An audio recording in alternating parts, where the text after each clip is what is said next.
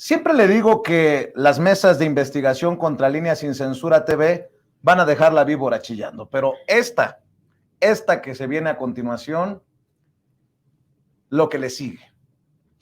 Ya habrá precisiones, si me apura tantito, hasta aclaraciones que hacer, un debate desde nuestra óptica periodística sobre lo que le vamos a presentar a continuación en esta mesa de investigación, pero no es para menos. En este momento histórico, lo que publica el maestro Miguel Vadillo en la revista Contralínea saca chispas. El expediente judicial que Marcelo Ebrard quisiera desaparecer. A finales del sexenio de Peña Nieto, la Unidad de Inteligencia Financiera denunció ante la PGR una red financiera encabezada por constructoras, entre ellas Coordinadora Vía Rápida Poniente y Soluciones o Solutions CMB, y en la que habría estado involucrado Marcelo Ebrard, aún secretario de Relaciones Exteriores y aspirante a la presidencia. El expediente que la Procuraduría General de la República determinó como no ejercicio de la acción penal indica que el ex jefe del gobierno capitalino les otorgó concesiones y permisos de terrenos expropiados para la realización de obras viales.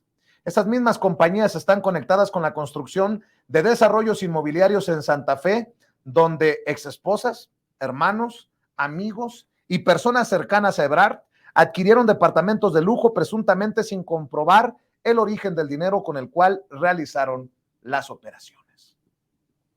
Le dije que vamos a dejar la víbora chillando. Saludo con mucho gusto, con mucho respeto, con mucha admiración al maestro Miguel Vadillo, director de la revista Contralínea. Pues vaya cabeza y vaya investigación, Miguel, para empezar. Sí, qué fuerte. Sí, Vicente, buenas tardes, buenas noches a tu audiencia, a ti mismo. Y bueno, es un tema que, ¿por qué sale ahora? Es un tema que había estado oculto durante muchos años y no se conocía. Este expediente nunca se ha hecho público. Es un expediente que desde nuestra óptica periodística tiene mucho valor porque hubo una investigación por diversos delitos, hasta lavado de dinero, que involucran a quien ahora es el aspirante a la presidencia de la República. Primero, bueno, tiene que ser el elegido en la encuesta que se llevará a cabo próximamente, en la coalición Morena, Partido Verde, Partido del Trabajo. Y es una encuesta que se va a realizar en 2 meses aproximadamente. Bien, es importante porque los mexicanos me parece que están deseosos, ansiosos de que no vuelva a la presidencia de la República una persona que haya tenido visos de corrupción.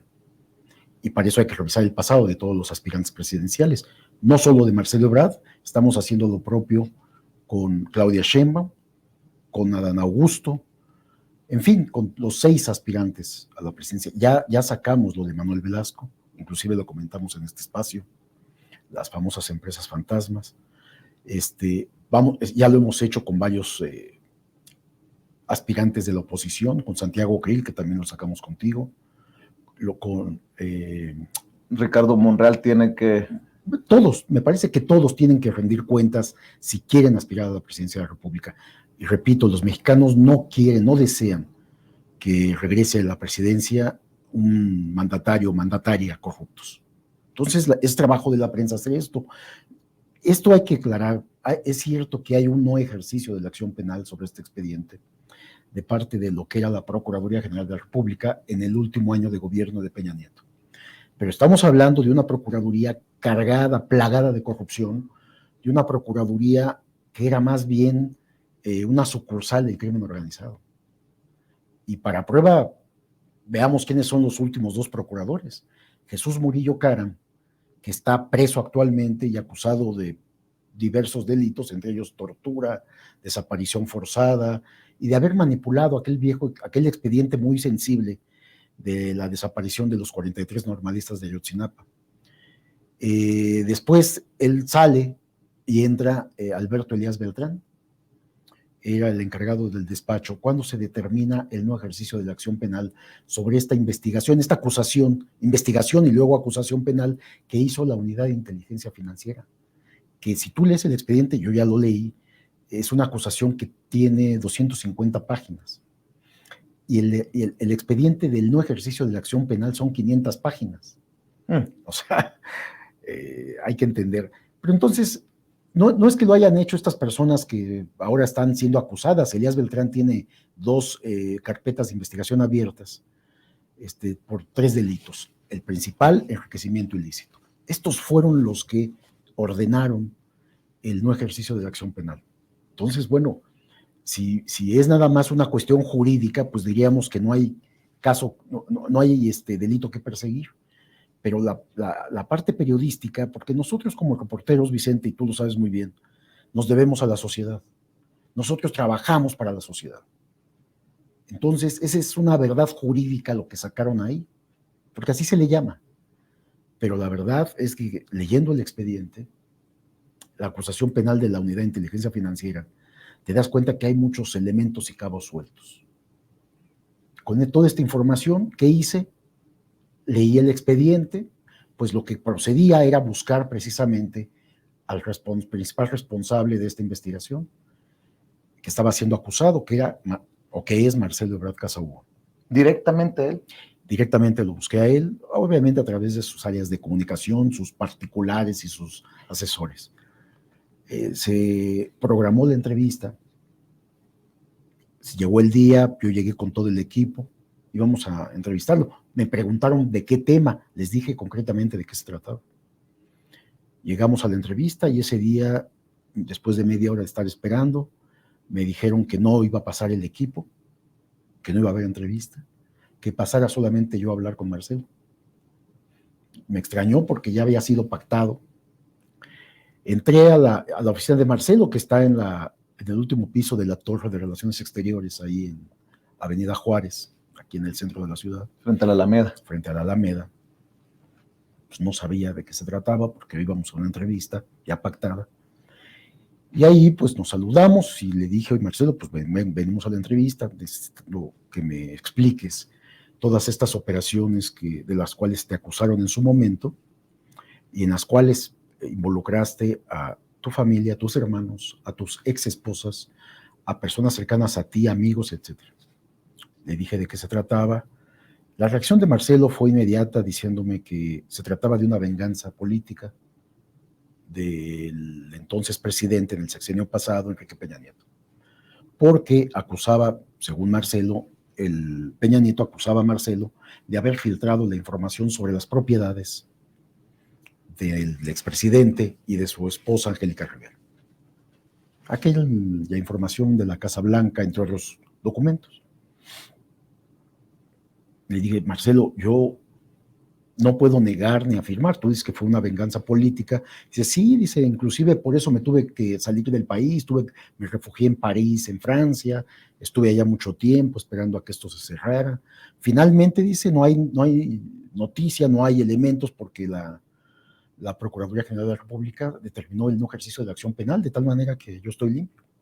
Le digo, Marcelo, es la parte jurídica, es la parte legal, pero hay otra parte que tú tienes que explicar cómo es posible que tus familiares y personas cercanas a ti aparecieran como propietarios de departamentos de lujo en una zona residencial como Santa Fe, construidos por las constructoras a las que tú les diste concesiones y permisos para obra pública y para desarrollos inmobiliarios.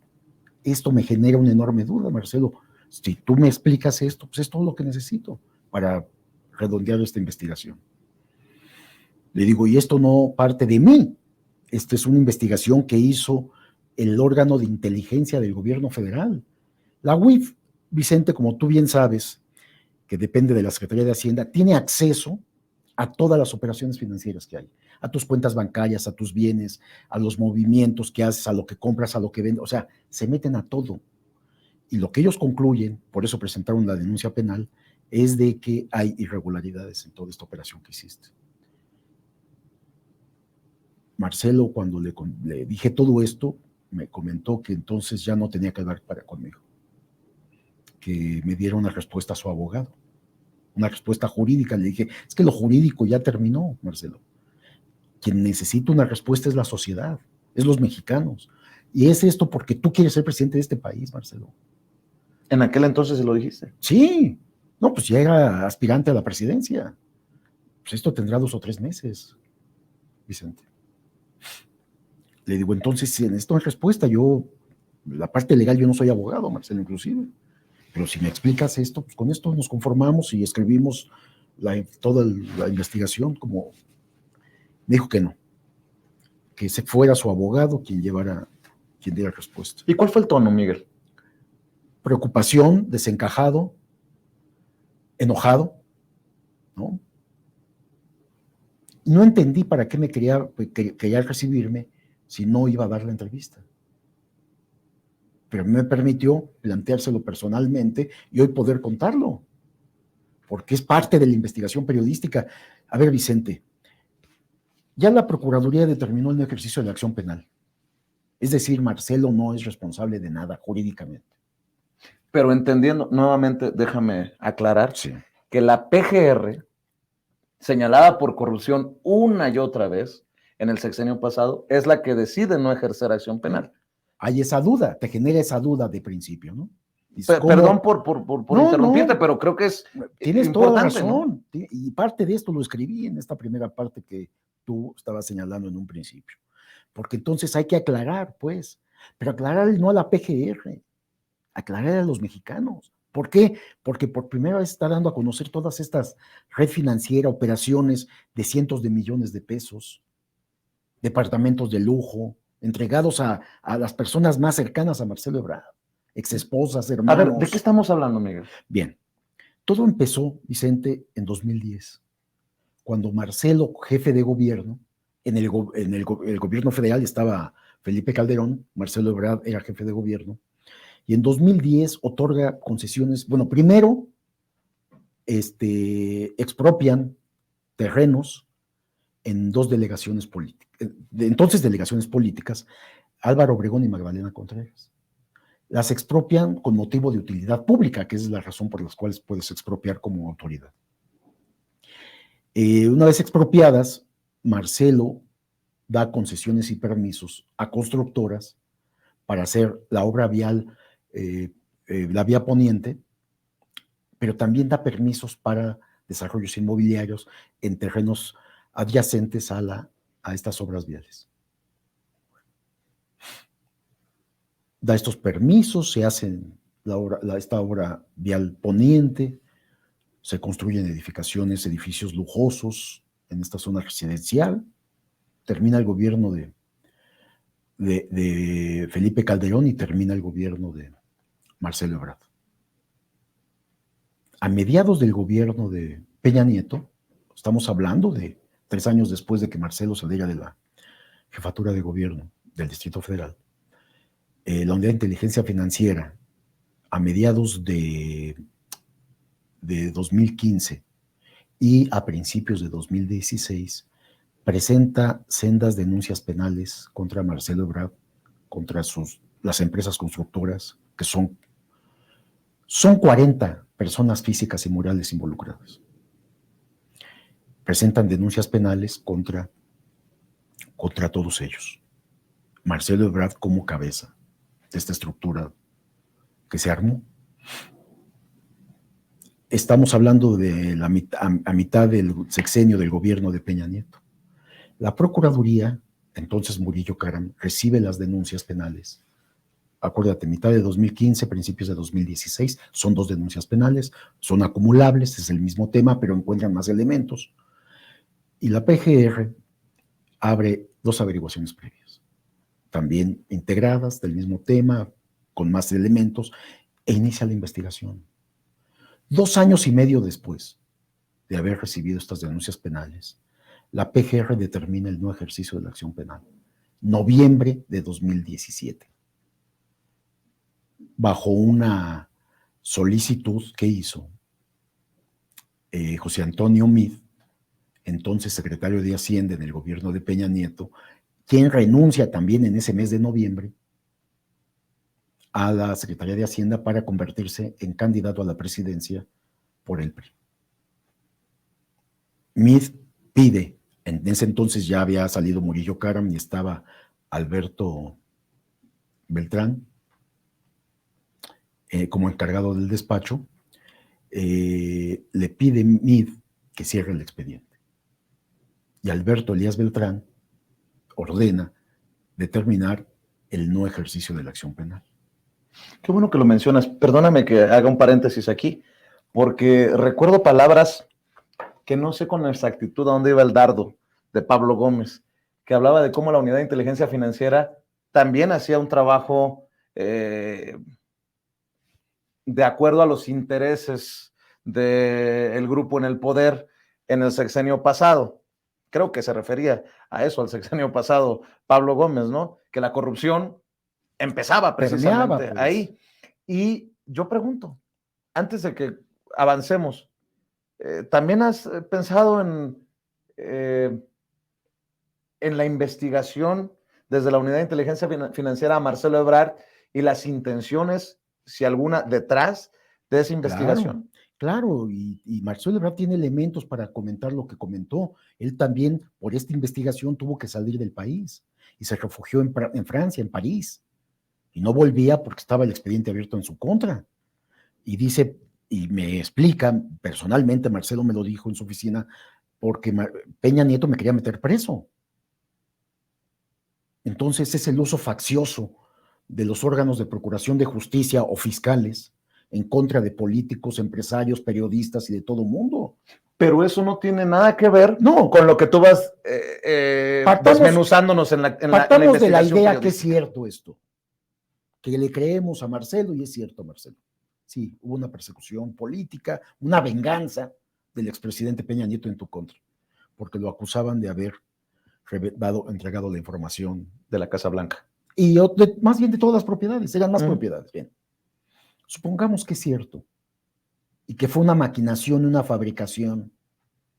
Tienes al reportero enfrente, que era yo, Marcelo. ¿Por qué no pudo explicar por qué su familia es dueña de departamentos de lujo en 2 edificios residenciales construidos por las propias empresas beneficiadas? ¿Por qué no nos habla de la triangulación de dinero que hacen de una empresa pasa a otra, de la vía poniente, empresa vía poniente pasa a Solution, de Solution pasa a otras 3, 4 empresas, de esas otras 3 pasan a otras empresas y de esas empresas hay una distribución de recursos? Estamos hablando de 250 millones, solo los departamentos entregados se habla de 70 millones, 69 millones. Pero movimientos financieros de más de 200 millones, de 250 millones, Vicente. No es poca cosa si consideramos el tiempo que ya llevamos que se llevaron a cabo esas operaciones. Estamos hablando de 10 años, poco más de 10 años. Entonces, eso necesita una explicación. Si él, como sostiene la PGR, cierra el expediente y no tiene nada que ver, pues yo explico algo que es falso totalmente. Pero los datos precisos que hace la unidad, pues revelan una maquinación, un ocultamiento. Cuando tú triangulas tanto los recursos para la unidad de inteligencia financiera, para Hacienda mismo, son operaciones sospechosas, le llaman, u operaciones relevantes. Este es el caso del que estamos hablando. ¿Por qué no pudo explicar Marcelo algo tan simple? A ver, el caso está cerrado, lo cual sí me lo dijo. La PGR ya determinó el ejercicio de la acción penal. Luego yo lo entiendo. Marcelo, esa es la parte jurídica. Ahora la parte periodística, la parte social, explícame por qué tus familiares están en propiedad de tantos departamentos de lujo en esa misma zona.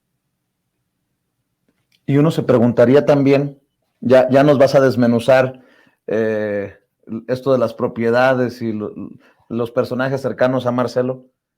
¿Cómo es que llegó la PGR a la no acción penal y por qué el secretario de Gobernación que se iba, José Antonio Meade, secretario de Hacienda. Perdón, el secretario de Hacienda pide que se cierre la investigación? Sí, mira, ahí ya obviamente los documentos no contienen esta parte. No se sabe a qué acuerdos podrían haber llegado, por qué fue una decisión, por qué fue una solicitud del propio José Antonio Meade, que se iba a convertir en candidato presidencial. Y de ser cierto esto de la venganza, la persecución política, etcétera, etcétera, esto debe de tener una explicación. Ya en otro momento yo me reuní con Marcelo Ebrard. Me había reunido con Marcelo Ebrard, en donde me había explicado lo del metro. Le había preocupado una investigación que publicamos y me invitó a su oficina entonces como jefe de gobierno, y me explicó ahí, sacó organigramas, y esa vez me explicó muchas cosas de una nota que yo no había escrito, lo había hecho una reportera de Contralínea. Y le dije, oye, Marcelo, yo no sabía para qué me había citado, pero si querías explicar esto, tengo que tener a la reportera aquí para que le aclares todo esto. Es decir, había forma de comunicarse. Pero mira, nada más para terminar esta parte que estamos comentando, si quieres entramos a los datos duros en un momento. Me manda con el abogado, o me pide que sea su abogado quien me aclare jurídicamente este caso. Dije, bueno, pues si esa es tu respuesta, no quieres contestarme o explicarme tú la relación de tu familia en esto, pues está bien. Se concerta la cita con el abogado para días, semanas después. Voy con el abogado, voy con el equipo también para la grabación, como hay aquí, cámaras, etcétera. Instalamos todo y había un personaje en la sala donde iba a ser la entrevista, de traje ahí callado. De repente interrumpe, no había empezado la entrevista, íbamos a empezar, interrumpe y nos pide, denme sus identificaciones, por favor. ¿Quién es usted? Soy notario público y vengo a dar fe de esta entrevista. Marcelo es un hombre político, Vicente, que tiene muchos años, sabe de esto, sabe de lo que es tratar a la prensa. ¿Por qué hicieron esto? ¿No? Le damos la credencial de nuestros medios de nuestro medio de comunicación, de Contralínea. No, necesito identificación oficial. La INE. Entonces, varios de nosotros, concretamente Nancy Flores también iba en la entrevista, ella platicará después contigo esto, pero dice, no, yo no sé, yo no le tengo por qué dar a usted nada.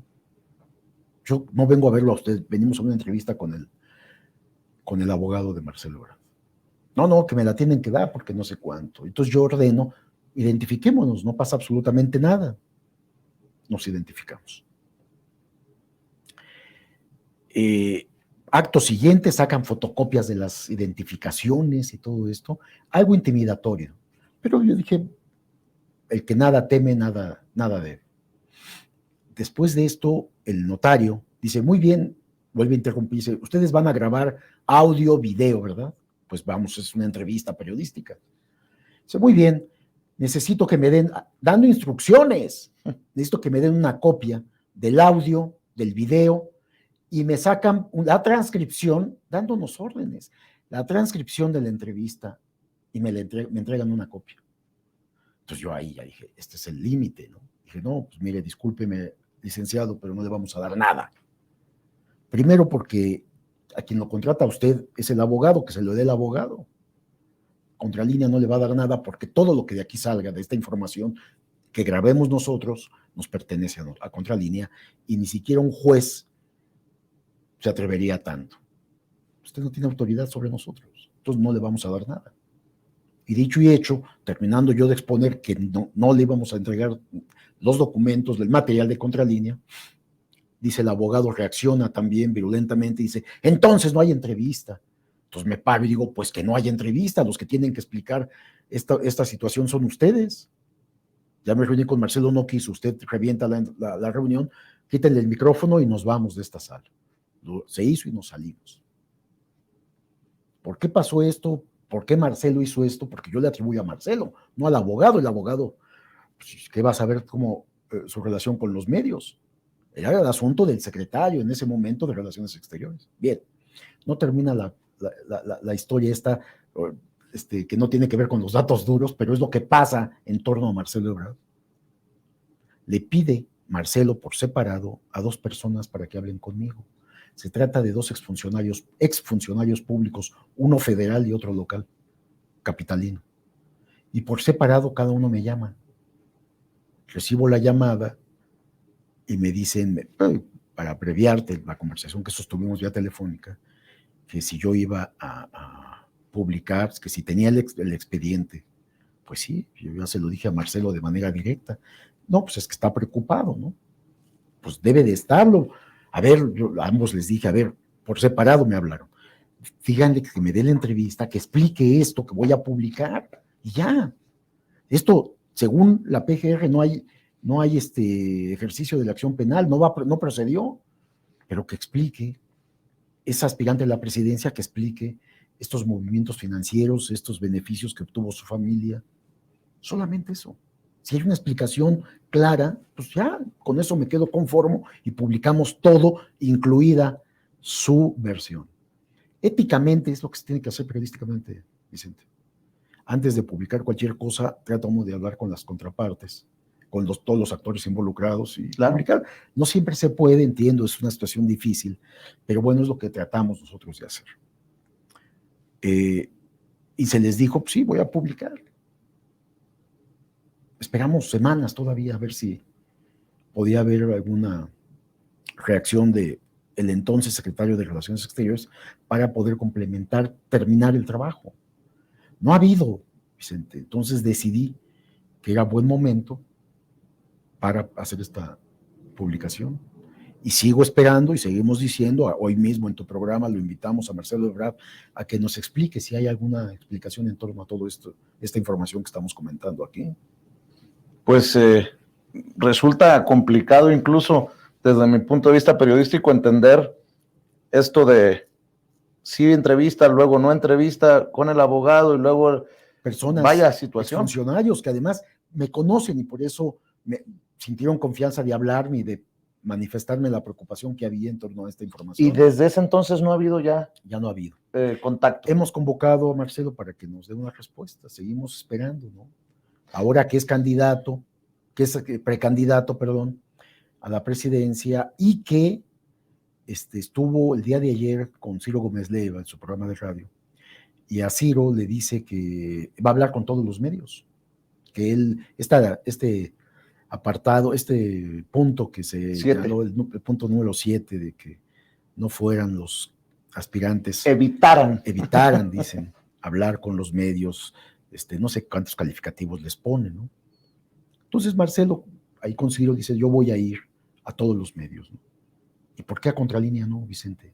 ¿Por qué no explicarle esto a Contralínea? Yo no tengo ningún interés, por supuesto político, por supuesto tampoco si es o no el candidato, no me interesa a mí. Este es un hecho que revela un momento de la historia de este país en donde él era el jefe de gobierno y ocurrieron cosas que por lo menos te generan dudas. No quiero comparar porque siempre las comparaciones son odiosas, pero la forma en que lo has planteado me suena a lo que vamos desmenuzando del modus operandi del cártel inmobiliario.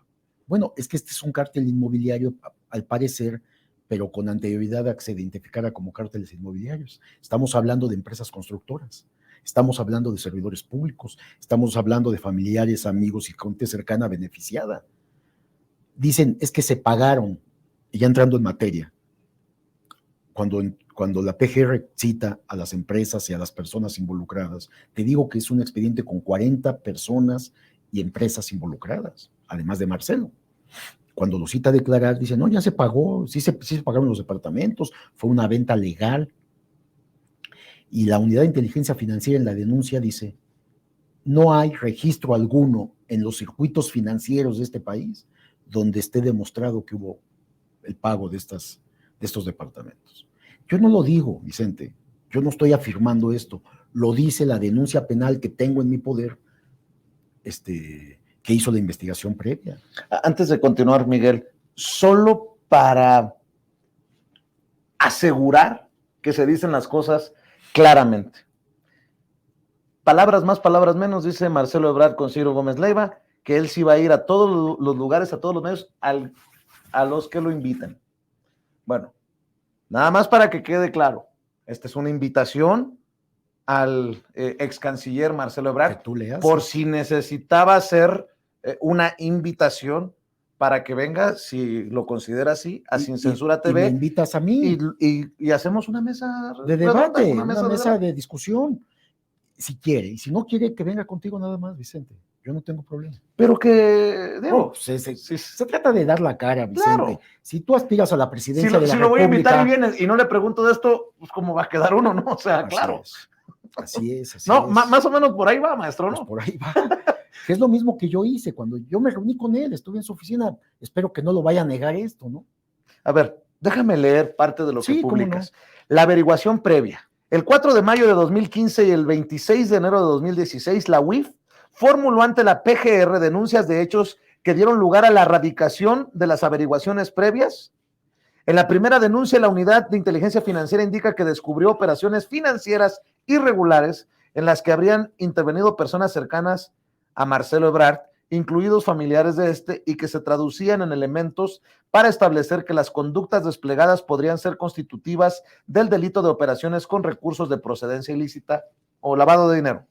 La UIF refirió que se efectuaron operaciones a través del sistema financiero mexicano por montos elevados de dinero realizados mediante transferencias electrónicas y se utilizó el sistema comercial para realizar operaciones de compra-venta de inmuebles edificados por empresas o personas morales que fueron beneficiadas por concesiones otorgadas por el gobierno del Distrito Federal sin que se aprecie en los registros de los circuitos financieros el pago del valor de los mismos, como tú lo apuntabas.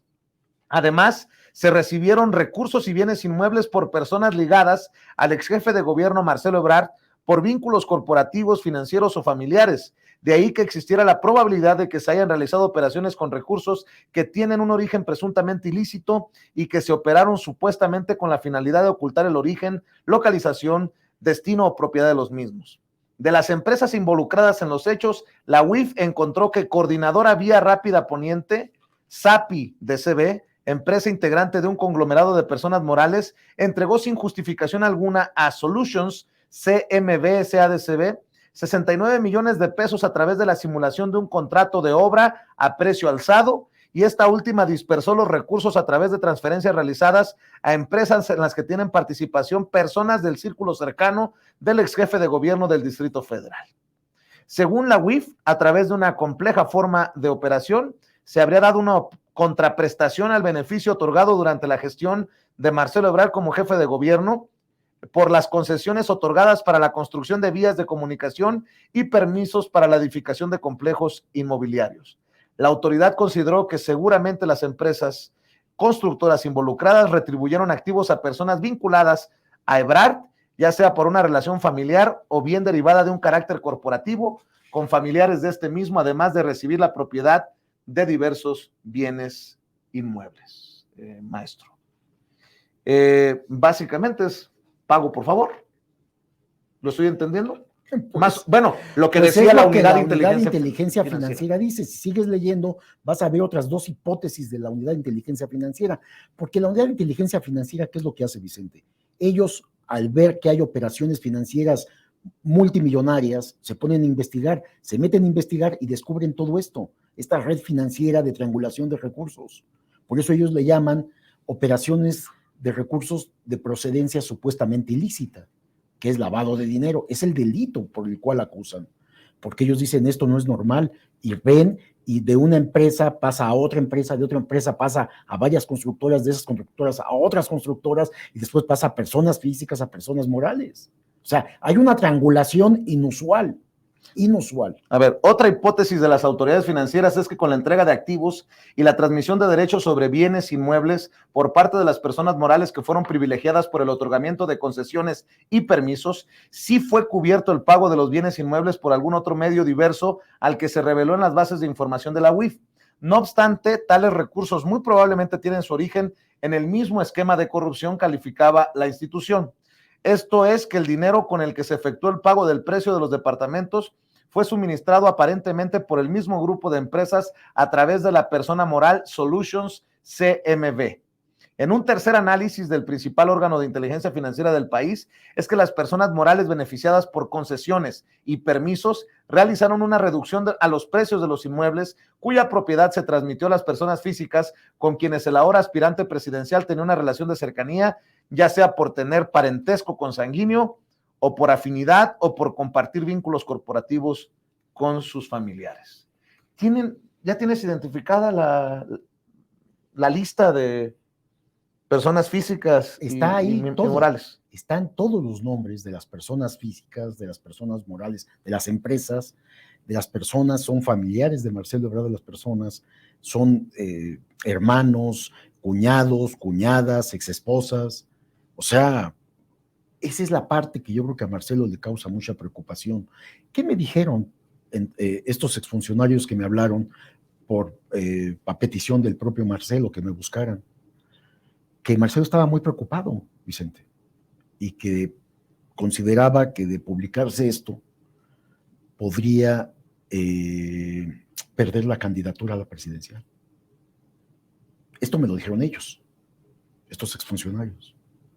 Yo no estoy tratando de que pierda o gane la candidatura presidencial, a mí no me interesa eso.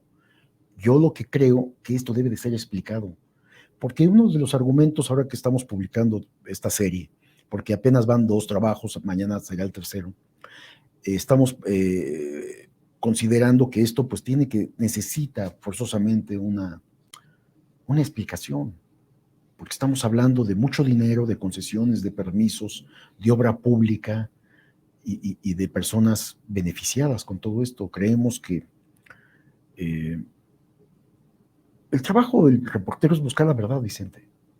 Y aquí hay hechos que, aunque hayan sido desestimados por la Procuraduría General de la República, una procuraduría, como ya lo comentamos, de enorme corrupción, pero fueron desestimados. Esa es una verdad jurídica. Ok, ahí la tienen. Pero ¿por qué Marcelo no ha querido explicarnos? Cuando me tuvo en su oficina, estaba todo el equipo listo para grabar. ¿Por qué no dio una explicación de esto? Cuando ya les habíamos informado de qué se trataba, ¿por qué pedíamos la entrevista? Se les dio los datos, les dimos los datos y se concretó y ahí estuvimos. ¿O qué imaginaron que era o qué pensaron que iba a pasar? Pues somos reporteros, vamos a una entrevista, así de simple. No sucedió así.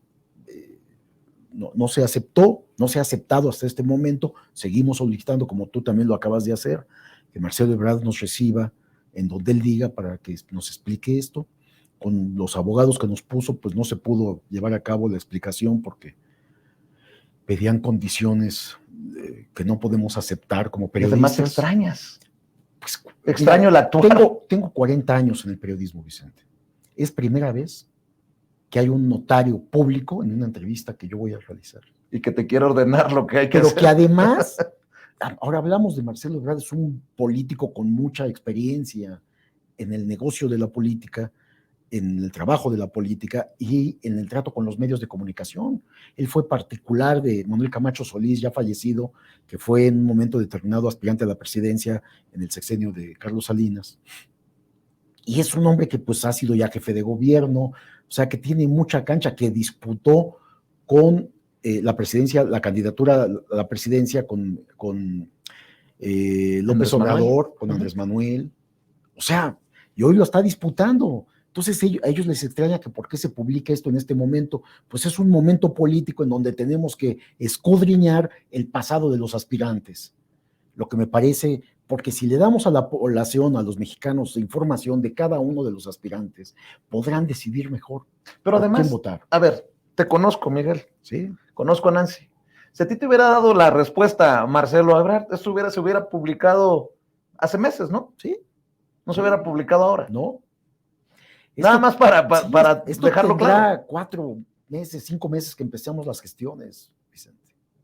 Bueno, lo mismo se dijo, ¿por qué se publica ahora lo de esta Teresa Montaño antes de las elecciones en el Estado de México sobre pues los porque contratos? Además periodísticamente es un buen momento, Vicente. Pues sí. También los tiempos en el periodismo cuentan, tiene mayor impacto informativo. Y la prueba está que esta del Moral suspendió su cierre de campaña y suspendió las entrevistas que tenía con medios de comunicación. Todavía me acuerdo que Televisa estaba dando la noticia de que no había acudido a la entrevista esta mujer, esta aspirante a la gobernatura, o ex aspirante, pues ahorita ya perdió.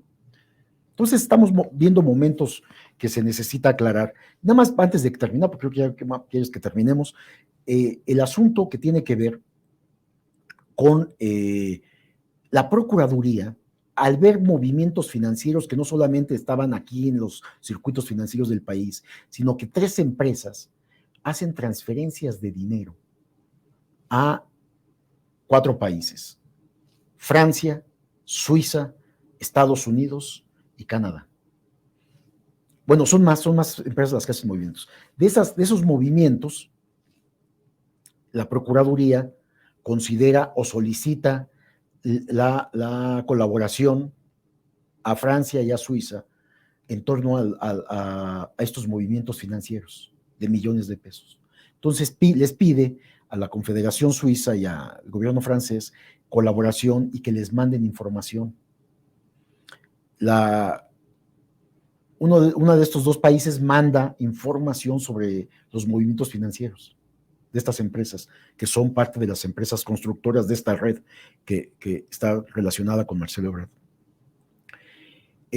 Para poder determinar el no ejercicio de la acción penal, la Procuraduría, en este último año del gobierno de Peña Nieto, le pide a Francia que ya no necesita la información. Dice, ya no la necesito, ya no me envíes nada. Suiza ya la había enviado. Esa está en el expediente de la Procuraduría General de la República.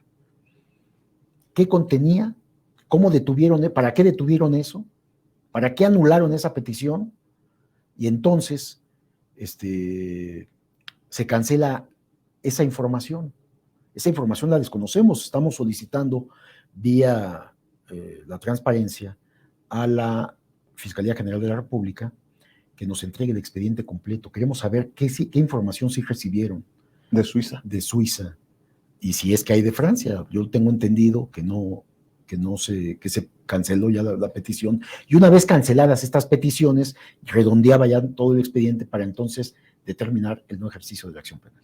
Déjame retomar, porque son dos partes de esta investigación. Sí, hasta el momento. Van dos y te puedo decir que viene mañana. Otra. Sí. Entre noviembre de 2013 y junio de 2014, la Sociedad Coordinadora Vía Rápida Poniente, SAPI S.A., integrada por varias empresas, entregó recursos por 69.6 millones de pesos a la empresa Solutions CMB, la cual realizó transferencias a las empresas Condominio Sánchez de la Barqueda, 11.6 millones de pesos, comercializadora Vía Prat, Grupo Constructor Caebrer, Famiga y constructora Enalcer, las cuales dispersaron recursos a personas y otras empresas relacionadas presuntamente con el ex jefe de gobierno. Las personas morales vinculadas entre sí que integran la coordinadora Vía Rápida Poniente son Inmobiliaria Copri, Desarrollo Corporativo Inmobiliario, Fideicomiso Cumbres de Santa Fe. Estas tres empresas tienen a la misma representante legal, Guillermina de la Luz Hernández Sánchez, y fueron favorecidas por el gobierno de Ebrard al recibir concesiones y permisos para la construcción de vías de comunicación y desarrollos de complejos inmobiliarios, y a cambio de esas prebendas se habrían entregado recursos económicos y se transfirieron derechos de propiedad con un valor de 60 millones de pesos en lujosos departamentos edificados en predios circundantes de las zonas expropiadas, sin recibir el pago de los mismos a parientes y personas cercanas al entonces jefe de gobierno capitalino. Las personas y empresas beneficiadas según la Unidad de Inteligencia Financiera y con alguna relación probada con Marcelo Ebrard son su hermano Fabián Jorge Ebrard Casaubón, quien adquirió 2 departamentos, su exesposa Eva Mariana Prats Donovan, Carolina Zamudio Cruz, cuñada de Marcelo y esposa de Enrique Camilo Ebrard, quien adquirió 3 inmuebles, Georgina Zamudio Cruz, cuñada de Enrique Camilo Ebrard, quien adquirió un inmueble, Alejandro Ismael Herrera La Madrid adquirió un inmueble, Sergio Fuentes Calderón, socio de Ebrard en la constructora residencial Mexicali, un departamento, Raúl Miguel Ángel Cedillo Van Prat, ya afinado, socio mayoritario de la empresa Solutions CMB, Adrián Patricio Cameras Moreno, 2 inmuebles. Otras personas morales involucradas son Constructora Enalcer, Forestal Las Olas, Triplay Las Palmas, Fabimaga, Grupo Constructor Caever, Condominio Sánchez de la Barquera, Residencial Mexicali. ¿Voy bien o me regreso? Pues así está. Mira, hay un párrafo que identifica estas operaciones, que resume bien estas operaciones de movimientos en el extranjero. En las denuncias que presenta la UIF, pues en este caso contra Marcelo Ebrard, conecta al exsecretario de Relaciones Exteriores con las empresas Coordinadora Vía Rápida Poniente, Edificaciones y Construcciones SALF, Ingeniería Coldron, Rivex, TT Enterprise, Acoda del Valle de México, Coprogme y Medcot. Son esta red de empresas financieras que así lo identifica y que pues nosotros estamos calificando como un cártel inmobiliario. Y de 2013 a 2015, estas empresas realizan transferencias internacionales a favor de otras entidades situadas en Estados Unidos, Canadá, Francia y Suiza. El Ministerio Público solicita la cooperación porque hay acuerdos internacionales de Francia y de Suiza, pero Alberto Elías Beltrán deja sin efecto esta petición diplomática de intercambio de información en materia financiera para poder declarar el no ejercicio de la acción penal. Es decir, se cancela. Y lo hace, recién toma el despacho de la Procuraduría General de la República. Él no fue procurador, fue encargado del despacho. Correcto. A la salida de Jesús Murillo Caram. En la segunda denuncia que te comento se presenta en 2016, la UIF presenta una segunda denuncia que se convierte en complementaria de la primera, pero le dan un expediente, una averiguación previa distinta. Ellos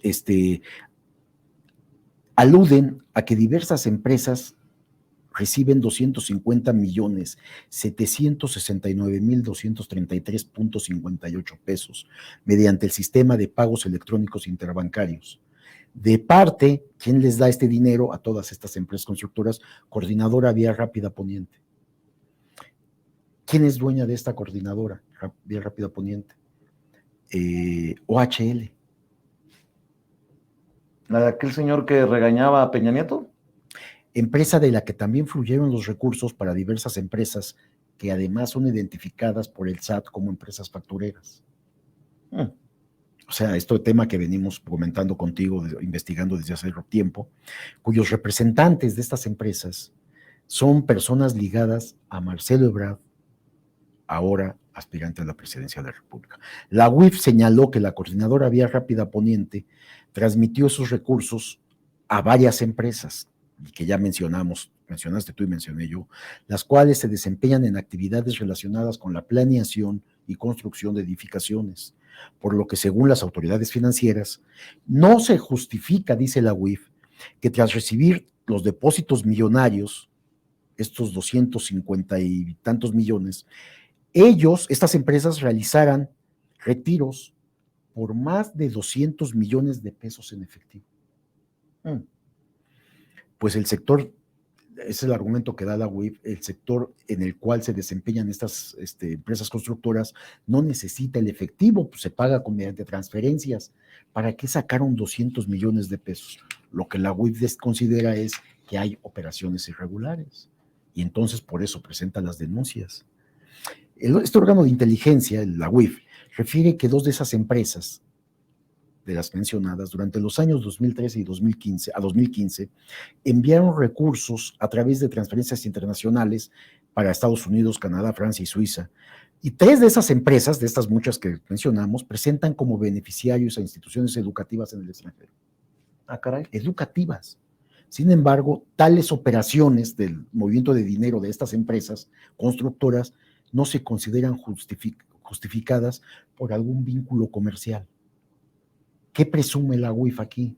Que estaban pagando la educación de jóvenes que estaban estudiando en estos países, en estos 4 países, Estados Unidos, Canadá, Francia y Suiza. Pero ¿por qué las empresas constructoras, que su negocio es otro, transfieren a instituciones educativas estas cantidades de dinero?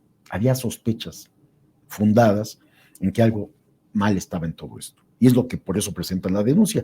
Finalmente, quien tiene que probar esto, pues es la Procuraduría General de la República, y la UIF como denunciante solamente aporta pruebas y documentos y todo lo que resulte de su investigación, pero quien integra la averiguación previa es el Ministerio Público Federal. Es lo que procede, así se conduce. Déjame preguntarte, maestro, ¿y en esta investigación han identificado la ubicación de los apartamentos lujosos? Tenemos plenamente identificados. ¿Son en los mismos edificios? En los edificios. Esta zona residencial de la Avenida de los Poetas, damos el nombre de los edificios, no damos los números también para que no causara ahí malestar, sobre todo porque es algo que ya se determinó el no ejercicio de la acción penal, pero lo cierto es que esto necesita una explicación, Vicente. Y no a nosotros como medio, necesita una explicación a la sociedad. Es alguien que aspira a la presidencia, tiene que tener un expediente, pues perdón, pero limpio. Y no hablamos de términos jurídicos. Términos jurídicos ya fue exonerado, digamos, ya fue disculpado de cualquier cosa que haya hecho. Pero si se da a conocer esta información que consideramos es delicada, es sensible, pues sí estaríamos pensando que se necesita, como yo se lo dije personalmente a Marcelo, en su oficina, que diera una explicación de esto. La explicación, desde tu perspectiva, ¿cómo debería de ser? O sea, ¿cómo es que se llega a pagar por estos apartamentos? ¿Cómo es que todos terminan en la misma zona? ¿O cómo? Algo muy simple, Vicente. ¿Por qué estos permisos y concesiones que otorga Marcelo a estas empresas constructoras, estos desarrollos inmobiliarios lujosos en una zona de altísima plusvalía, por qué aparecen los familiares, amigos y personas cercanas a Marcelo como propietarios de las empresas que construyeron, que se les dio los permisos para hacer la obra vía poniente, que además pues, por unas operaciones multimillonarias?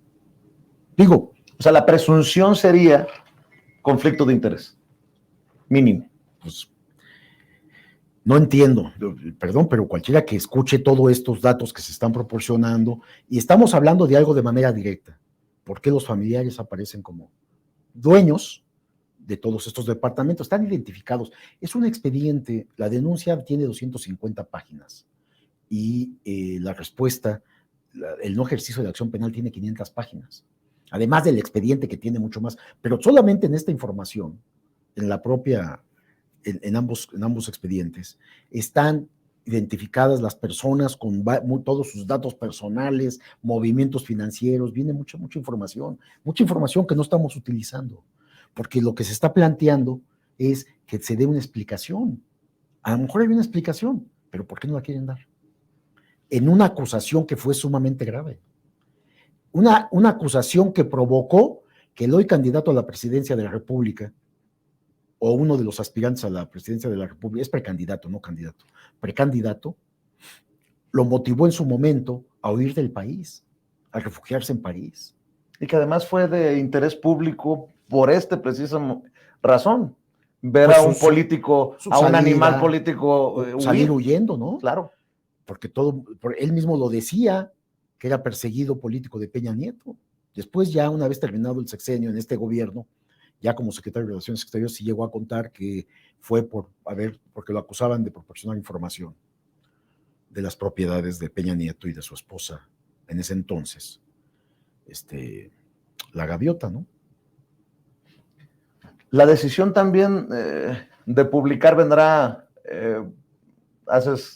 prevés que venga con reacciones, consecuencias políticas? Todo, no políticas, yo no soy político, nosotros no somos políticos, pero nosotros somos periodistas y yo te repetía, mira, lo que los reporteros hacemos es investigar y buscar la verdad.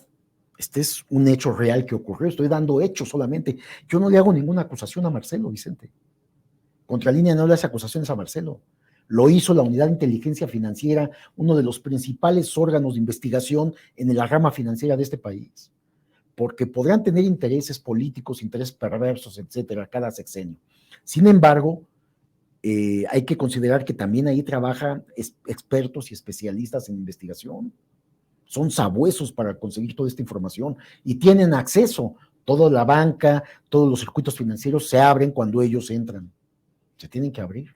No necesariamente hacia la revista, decía de lo de las reacciones y consecuencias políticas, pero ya que abres esa puerta, ¿qué esperas que se venga? No, yo sigo esperando que Marcelo nos dé una respuesta. Y se aclare lo que se tenga que aclarar. Sí, lo demás, mira, para nosotros no es la primera vez que nosotros enfrentaríamos cualquier situación en tribunales, si a eso te refieres. ¿Una demanda incluso? Pues sería una más, ¿no? Y entonces nosotros no, llevamos... Tienes tu carpeta, ¿no? Tenemos una carpeta, ¿no? Pero no pensamos que eso pueda ocurrir porque Contralínea estamos utilizando información que sí existe, sobre hechos que sí existieron y que lo que hicimos fue pedir una explicación. ¿Acaso no ese es el trabajo del periodismo? Confrontamos la información con los actores involucrados, los buscamos, hablamos con él, nos batió literalmente, puso a un abogado que finalmente no quiso dar la entrevista, mandó a 2 exfuncionarios a hablar conmigo para mediar en esta situación, Pues la única forma de mediar, les dije a estos dos exfuncionarios, que por mí están plenamente identificados, no he puesto sus nombres, porque ellos pues, ni la deben ni la temen, ¿no? Les dije, la única forma de resolver esto es que Marcelo nos dé una entrevista y explique esto, y lo incluimos en nuestro texto. Todo esto se hizo antes de la primera publicación, que fue ayer. Perdóname, y fueron 4 o 5 meses que esperamos. Perdóname por preguntar esto, pero ¿te pidieron no publicar? Pues me reservo la conversación que tuve con ellos, pero yo les dije que esto, sí me preguntaron si esto se iba a publicar, les dije que sí. Pues yo no voy a hacer reuniones de relaciones personales o publicitarias o comerciales o de amistad con funcionarios públicos. Entonces, ¿cómo ves para cerrar? Una mesa, si así lo acepta. No, yo estoy más que puesto y listo. Y además te digo, Vicente, si no quiere que yo esté, está bien. Yo puedo no estar, pero pues que te dé una entrevista a ti también. Que te la dé a ti. Y supongo que también le preguntarás, no dejarás de preguntar sobre este tema, que considero falta una explicación de parte de él. ¿Quiere ser presidente de la República? Ok. Tan complicada o sencilla como él la considere. Pues su explicación, sí, ¿no? Puedo. Bueno, él que explicaba, ¿qué no me explicaba a mí? Que estaba, que era un perseguido por una venganza del expresidente Peña Nieto. Ahora, voy a ir con Peña para preguntarle si esto es cierto. Es lo que sigue también, ¿no? Porque es un señalamiento directo, a ver si Peña quiere contestar. Bueno, pero lo de la persecución que queda establecida por él, pero el hecho es cómo es que estos familiares y estos personajes cercanos tienen propiedades o llegaron a tener estos apartamentos de lujo. Ellos sostienen que sí se pagaron, ya declararon. La unidad de inteligencia financiera dice, hasta este momento no hay en los circuitos financieros, que te repito, tiene acceso la unidad, este órgano de Hacienda, no los encontraron. Después creo que ya en todo lo demás se presentan supuestas evidencias, pero dicen, a ver, es muy poco lo que se pagó, no corresponde al precio real. ¿El dinero de dónde salió? Hay muchas interrogantes. ¿Es un caso viejo? Bueno, pues llamémosle viejo si quieres, pero estamos hablando que en 2017, finales de 2017, hace 18, 19, 20, 21, hace menos de 6 años, hace 5 años, se cerró este expediente apenas. Y falta mucho por aclarar. Y también aclarar por qué se cerró el expediente. Estamos pidiendo también a la Fiscalía General de la República que nos proporcione el expediente completo. Quiero saber lo que contestó Francia y Suiza ante la petición que hizo la entonces Procuraduría General de la República. Y saber si está, porque a lo mejor desaparecieron esa información, pero sé que se hizo toda esta petición internacional a las autoridades de ambos países. Miguel, ¿dónde puede leer todos los detalles para que no haya con que falta, quítale, ponle, que la audiencia tenga la oportunidad de leer completa esta sí, investigación? es muy amplio. Y que nos preparemos para mañana, dices una tercera parte. Bueno, mañana vamos a llevar la justificación legal de la PGR para determinar el no ejercicio de acción penal. Porque lo merece, pues también tenemos que darle espacio a los argumentos legales, jurídicos de la PGR, por los cuales decidió no continuar con el expediente abierto, pero lo más sensible, yo digo, que no lo consignó ante un juez federal para que fuera un poder distinto, el Poder Judicial, quien determinara si había responsabilidades o no. Esto lo hizo el Ministerio Público Federal, que está en sus facultades, Vicente, también yo te lo puedo adelantar, pero vamos a escribir todos los elementos que involucran esto. En contralinea.com. www.contralinea.com.mx. Y en todas las redes sociales de Contralínea, tanto en Twitter, en Facebook, en YouTube, en TikTok, y por cierto, es un tema que han abordado en el informativo en YouTube, me imagino. Sí, Vicente, y también da para terminar, no quiero quitar más el tiempo, esto finalmente es una información de uno de los aspirantes. Estamos haciendo investigación sobre todos los aspirantes a la presidencia de la República. Los de Morena, los del PRI, los del PAN, pues merece la sociedad tener más información del pasado de todas estas personas y de lo que hicieron hasta el último momento, ¿no? Te agradezco mucho, Miguel, y quedemos en espera de si acepta la invitación, Marcelo, ¿no? ¿Cómo no? Te agradezco mucho. Gracias. Continuamos. Le dije que íbamos a dejar la víbora chillando, le dije que esta investigación sacaba chispas y lo que viene.